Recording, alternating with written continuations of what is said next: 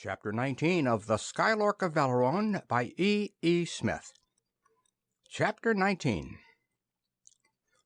As has been said, Radnor's reply to Siblin's message was unheard, for his ultrophones were not upon his person, but were lying disregarded in a corner of the room in which their owner had undergone examination by his captors.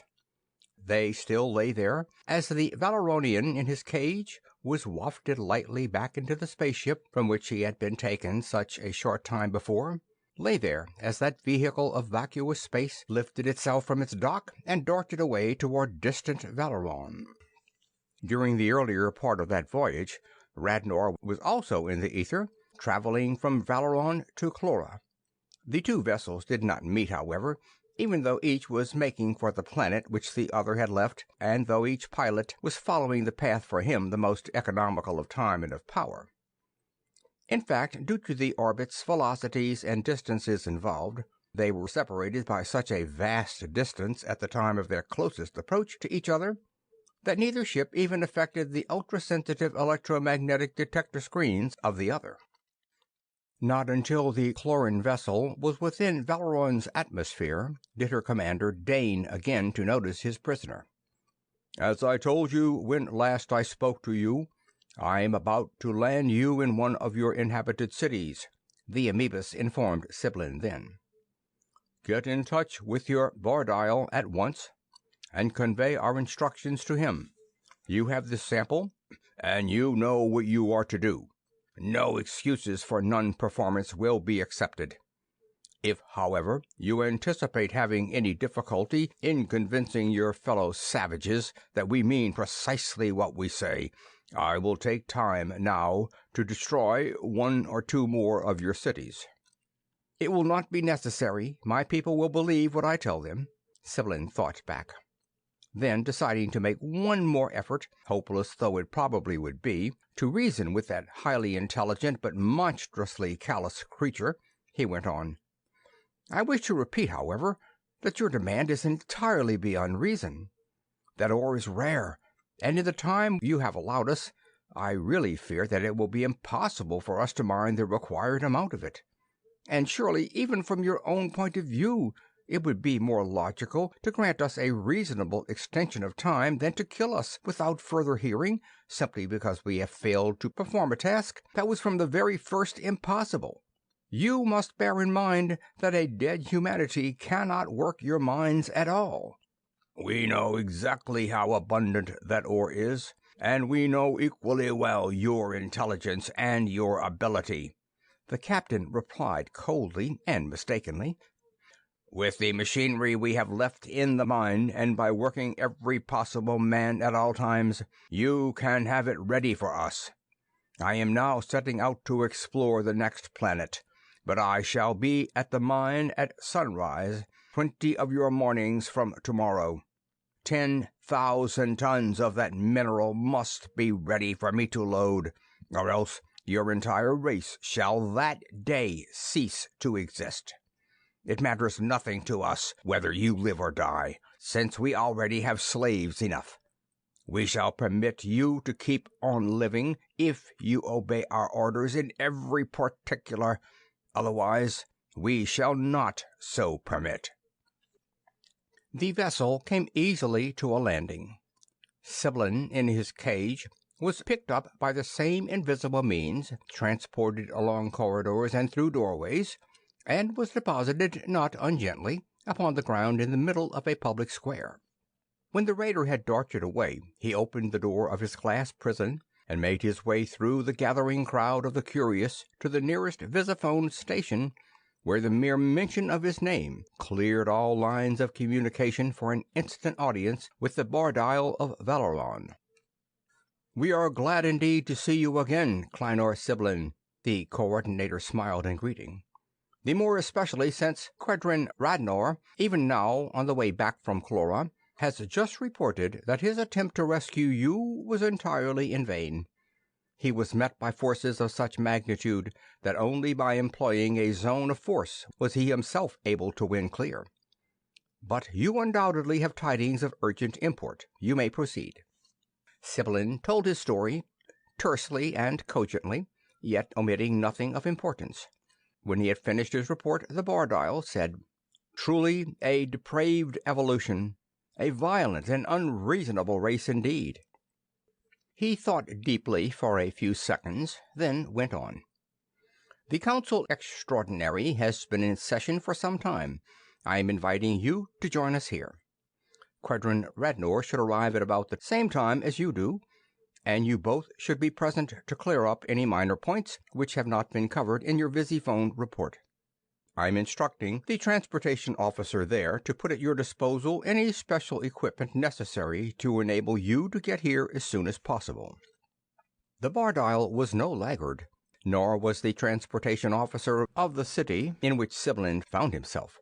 Therefore, when he came out of the visiphone station, there was awaiting him a two-wheeled automatic conveyance, bearing upon its windshield in letters of orange light the legend, "Reserved for Kleiner Siblin." He stepped into the queer-looking, gyroscopically stabilized vehicle, pressed down 926438, the location number of the airport, upon the banked keys of a numbering machine, and touched a red button, whereupon the machine glided off of itself. It turned corners, dived downward into subways, and swung upward onto bridges, selecting unerringly and following truly the guiding pencils of force which would lead it to the airport, its destination. Its pace was fast, mounting effortlessly upon the straightaways to 100 miles an hour and more. There were no traffic jams and very few halts, since each direction of traffic had its own level and its own roadway, and the only necessity for stopping came in the very infrequent event that a main artery into which the machine's way led was already so full of vehicles that it had to wait momentarily for an opening. There was no disorder, and there were neither accidents nor collisions, for the forces controlling those thousands upon thousands of speeding mechanisms, unlike the drivers of earthly automobiles, were uniformly tireless, eternally vigilant, and sober. Thus Siblin arrived at the airport without incident, finding his special plane ready and waiting. It also was fully automatic, robot-piloted, sealed for high flight, and equipped with everything necessary for comfort. He ate a hearty meal, and then, as the plane reached its 90,000-foot ceiling and leveled out at 800 miles an hour toward the distant capital, undressed and went to bed, to the first real sleep he had enjoyed for many days. As has been indicated, Siblin lost no time, but rapidly as he had traveled, and instantly as he had made connections, Quedrin Radnor was already in his seat in the Council Extraordinary when Siblin was ushered in to sit with that august body. The visiphone reports had been studied exhaustively by every councillor, and as soon as the newcomer had answered their many questions concerning the details of his experiences, the Council continued its intense but orderly and thorough study of what should be done, what could be done, in the present crisis. "We are in agreement, gentlemen," the Bardial at last announced. This new development, offering as it does only the choice between death and slavery of the most abject kind, does not change the prior situation except in setting a definite date for the completion of our program of defense. The stipulated amount of tribute probably could be mined by dint of straining our every resource, but in all probability that demand is but the first of such a never-ending succession that our lives would soon become unbearable. We are agreed that the immediate extinction of our entire race is preferable to a precarious existence which can be earned only by incessant and grinding labor for an unfeeling and alien race, an existence even then subject to termination at any time at the whim of the Chlorans. Therefore the work which was begun as soon as the strangers revealed their true nature, and which is now well under way, shall go on. Most of you know already what that work is, but for one or two who do not, and for the benefit of the news broadcasts, I shall summarize our position as briefly as is consistent with clarity. We intend to defend this, our largest city, into which is being brought everything needed of supplies and equipment, and as many men as can work without interfering with each other. The rest of our people are to leave their houses and scatter into widely separate temporary refuges until the issue has been decided. This evacuation may not be necessary, since the enemy will center their attack upon our fortress, knowing that until it has been reduced, we are still masters of our planet. It was decided upon, however, not only in the belief that the enemy may destroy our unprotected centers of population, either wantonly or in anger at our resistance, but also because such a dispersion will give our race the greatest possible chance of survival in the not at all improbable event of the crushing of our defenses here.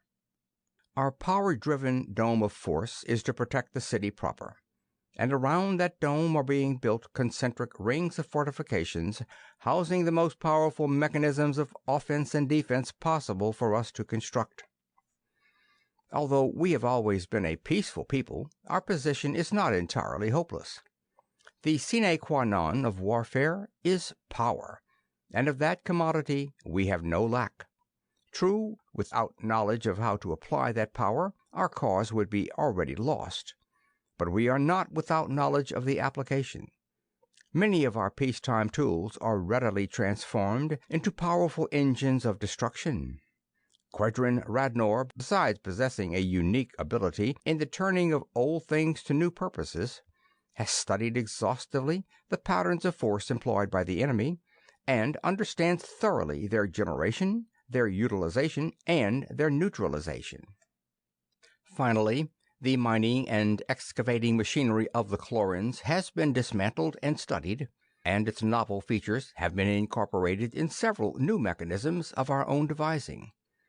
20 days is none too long a time in which to complete a program of this magnitude and scope, but that is all the time we have.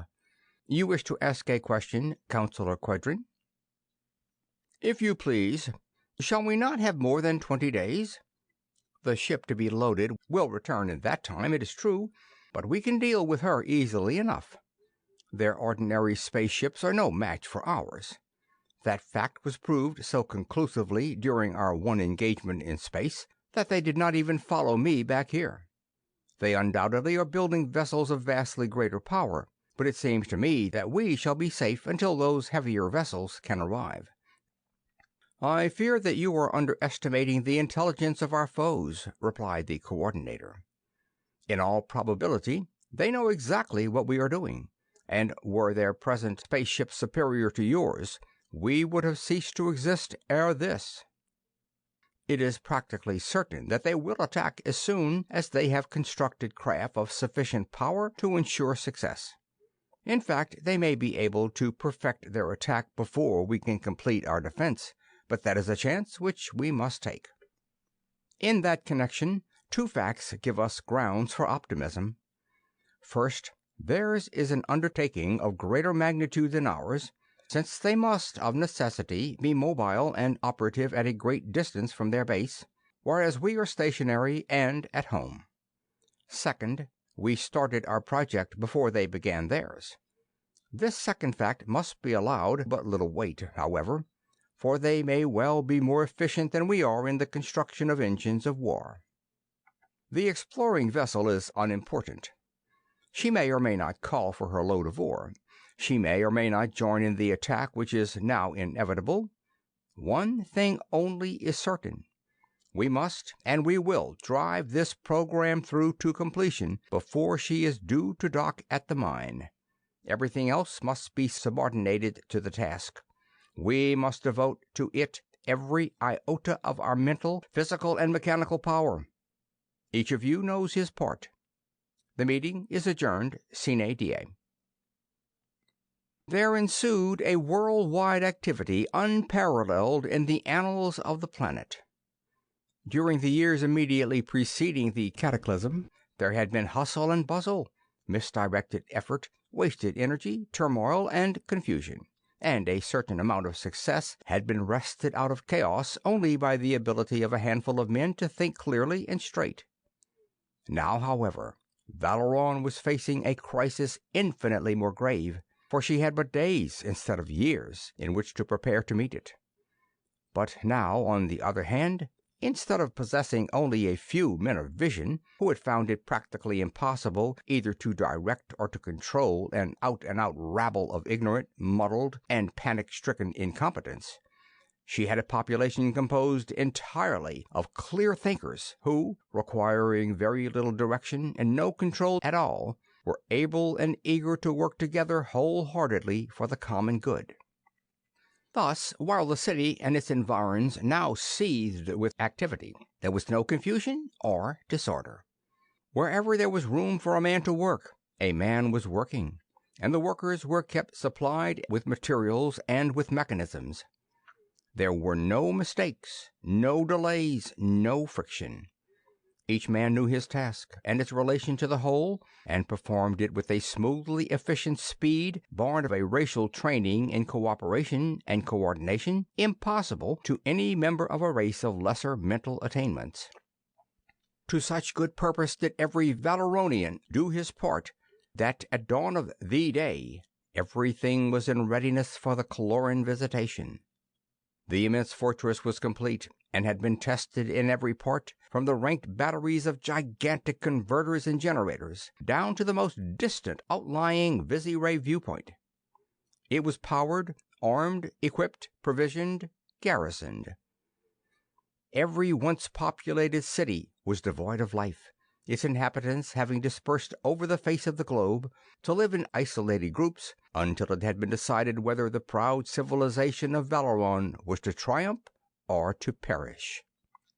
Promptly as that sunrise, the Cloran explorer appeared at the lifeless mine, and when he found the loading hoppers empty, he calmly proceeded to the nearest city and began to beam it down. Finding it deserted, he cut off and felt a powerful spy ray, upon which he set a tracer. This time the ray held up, and he saw the immense fortress which had been erected during his absence. A fortress which he forthwith attacked viciously, carelessly, and with the loftily arrogant contempt which seemed to characterize his breed. But was that innate contemptuousness the real reason for that suicidal attempt? Or had that vessel's commander been ordered by the Great Ones to sacrifice himself and his command so that they could measure Valeron's defensive power? If so, why did he visit the mine at all? And why did he not know beforehand the location of the fortress? Camouflage? In view of what the Great Ones of Clora must have known, why that commander did what he did that morning, no one of Valeron ever knew. The explorer launched a beam, just one. Then Quedrin Radnor pressed a contact, and out against the invader there flamed a beam of such violence that the amoebus had no time to touch his controls, that even the automatic trips of his zone of force, if he had such trips, did not have time in which to react. The defense screens scarcely flashed, so rapidly did that terrific beam drive through them, and the vessel itself disappeared almost instantly, molten, vaporized, consumed utterly. But there was no exultation beneath Valeron's mighty dome. From the bar dial down, the defenders of their planet knew full well that the real attack was yet to come, and knew that it would not be long delayed. It was not. And the ships which came to reduce Valeron's far-flung stronghold in no way resembled any form of spaceship with which humanity was familiar. Two stupendous structures of metal appeared, plunging stolidly along, veritable flying fortresses, of such enormous bulk and mass that it seemed scarcely conceivable for them actually to support themselves in air. Simultaneously, the two floating castles launched against the towering dome of defense the heaviest beams they could generate and project. Under that awful thrust, Valeron's mighty generators shrieked a mad crescendo, and her imponderable shield radiated a fierce, eye-tearing violet, but it held. Not for nothing had the mightiest minds of Valeron wrought to convert their mechanisms and forces of peace into engines of war. Not for nothing had her people labored with all their mental and physical might for almost 20 days and nights, smoothly and efficiently as one mind and one body. Not easily did even Valeron's titanic defensive installation carry that frightful load, but they carried it. Then, like the mythical Jove hurling his bolt, like, that is, save that beside that Valeronian beam any possible bolt of lightning would have been as sweetly innocuous a caress as young love's first kiss, Radnor drove against the nearer structure a beam of concentrated fury, a beam behind which there were every volt and every ampere that his stupendous offensive generators could yield. The Cloran defenses in turn were loaded grievously, but in turn they also held. And for hours then there raged a furiously spectacular struggle. Beams, rods, planes, and needles of every known kind and of every usable frequency of vibratory energy were driven against impenetrable neutralizing screens. Monstrous cannon, hurling shells with a velocity and of an explosive violence far beyond anything known to us of Earth, radio-beamed dirigible torpedoes, robot-manned drill planes, and the many other lethal agencies of ultra-scientific war, all these were put to use by both sides in those first few frantic hours. But neither side was able to make any impression upon the other. Then, each realizing that the other's defenses had been designed to withstand his every force, the intensive combat settled down to a war of sheer attrition. Radnor and his scientists devoted themselves exclusively to the development of new and ever more powerful weapons of offense. The Clorans ceased their fruitless attacks upon the central dome and concentrated all their offensive power into two semicircular arcs, which they directed vertically downward upon the outer ring of the Valerian works in an incessant and methodical flood of energy. They could not pierce the defensive shields against Valeron's massed power, but they could, and did, bring into being a vast annular lake of furiously boiling lava, into which the outer ring of fortresses began slowly to crumble and to dissolve. This method of destruction, while slow, was certain, and grimly, pertinaciously, implacably, the Clorans went about the business of reducing Valeron's only citadel. The Bardile wondered audibly how the enemy could possibly maintain indefinitely an attack so profligate of energy, but he soon learned that there were at least 4 of the floating fortresses engaged in the undertaking. Occasionally the 2 creations then attacking were replaced by 2 precisely similar structures, presumably to return to Clora in order to renew their supplies of the substance, whatever it was, from the atomic disintegration of which they derived their incomprehensible power. And slowly, contesting stubbornly and bitterly every foot of ground lost, the forces of Valeron were beaten back under the relentless, never-ceasing attack of the Cloran monstrosities, back and ever back toward their central dome, as ring after ring of the outlying fortifications slagged down into that turbulently seething, that incandescently flaming lake of boiling lava. End of chapter 19.